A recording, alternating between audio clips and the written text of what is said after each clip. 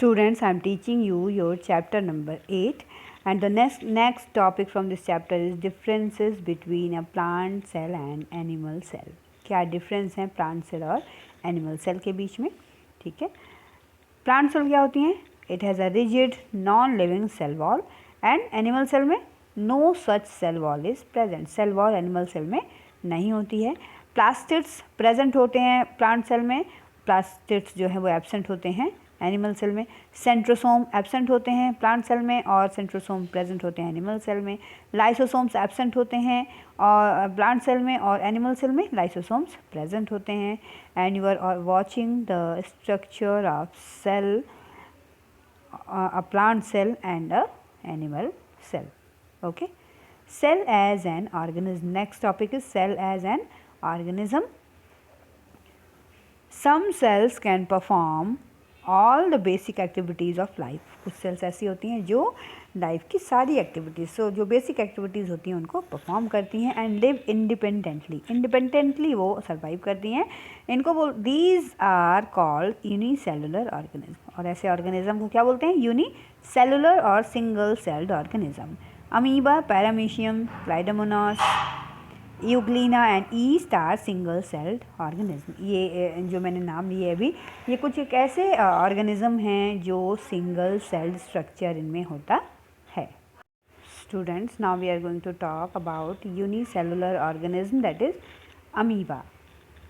You are watching the structure of amoeba. Amoeba क्या है? ये एक यूनिसेलुलर एक्वाटिक एनिमल है. ठीक है, amoeba has irregular shape and keeps on changing slowly. Amoeba का जो शेप है वो इर्रेगुलर होता है. ठीक है, यानी इसका कोई फिक्स्ड शेप नहीं होता है. And it has projections on its body. इसकी बॉडी पे तमाम ये प्रोजेक्शंस होते हैं अमीबा की बॉडी पे.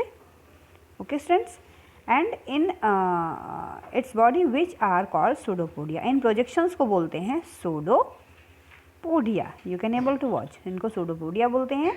And amoeba move slowly and catches its prey with the help of pseudopodia. और इसी सूडोपोडिया की हेल्प से ये मूविंग भी करता है और अपने प्रे को भी कैच करता है. Okay students, next single cell structure is now paramecium. Paramecium is a slipper shaped unicellular aquatic animal. Once again this is a unicellular aquatic animal और इसका जो शेप होता है वो बिल्कुल स्लीपर की तरह होता है. You are able to watch it. Its body is covered with small hair like projection. छोटे छोटे हेयर लाइक प्रोजेक्शन से इसकी पूरी बॉडी क्या होती है? कवर होती है, जिसको बोलते हैं cilia. It has 2 nuclei, macronucleus and nucleus. Macronucleus and micronucleus. इसमें 2 न्यूक्लियस होते हैं. एक को बोलते हैं मैक्रोन्यूक्लियस और दूसरे को बोलते हैं micronucleus. It moves fast with the help of सीलिया. और ये जो सीलिया इसके आउटर कवरिंग पर होती है, इसी की हेल्प से ये बहुत ही स्पीड से मूव करते हैं. देन हम टॉकिंग करेंगे यूग्लिना के बारे में. यूग्लिना क्या है? ये एक spinal shaped green colour unicellular aquatic animal है. Once again it is a unicellular organism. और कैसा ऑर्गेनिज्म है? ये एक एक्वाटिक ऑर्गेनिज्म है, एक्वाटिक एनिमल है. ठीक है, it has long thread like structure called flagellum. इसमें थ्रेड लाइक लॉन्ग स्ट्रक्चर होता है, इसको बोलते हैं फ्लैजेलम.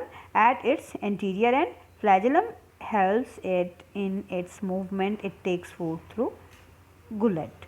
और इसमें गुलेट का स्ट्रक्चर एक होता है, उसी के थ्रू ये अपने फूड को इनटेक करता है. ठीक है, the contractile vacuoles help absorption excretion of water. जो कंट्रैक्टाइल वैक्यूल्स इनके अंदर हैं वही जो है वाटर के एब्जॉर्प्शन में और एक्सक्रेशन में यूग्लिना की हेल्प करती हैं. The next one is Chlamydomonas. It's also a unicellular aquatic plant. क्या है ये? Unicellular aquatic plant है. And a whip-like structure called flagella helps it to float in water. Whip-like structure होता है जिसको बोलते हैं flagella. ये हेल्प करता है यूग्लिना को वाटर में फ्लोटिंग करने में. ठीक है, its green colour is due to the presence of chloroplast. इसके अंदर ये ग्रीन कलर का होता है क्योंकि इसके अंदर क्लोरोप्लास्ट होता है। Now yeast is a unicellular plant. Yeast कैसा प्लांट है? ये यूनिसेलुलर प्लांट है। It belongs to the fungi group. किस ग्रुप में है? ये फंजाई ग्रुप में इसको रखा गया है। It causes fermentation in foods containing carbohydrate. जो कार्बोहाइड्रेट कंटेंट फूड होते हैं उनमें फर्मेंटेशन इसी ईस्ट की वजह से होता है। Okay students.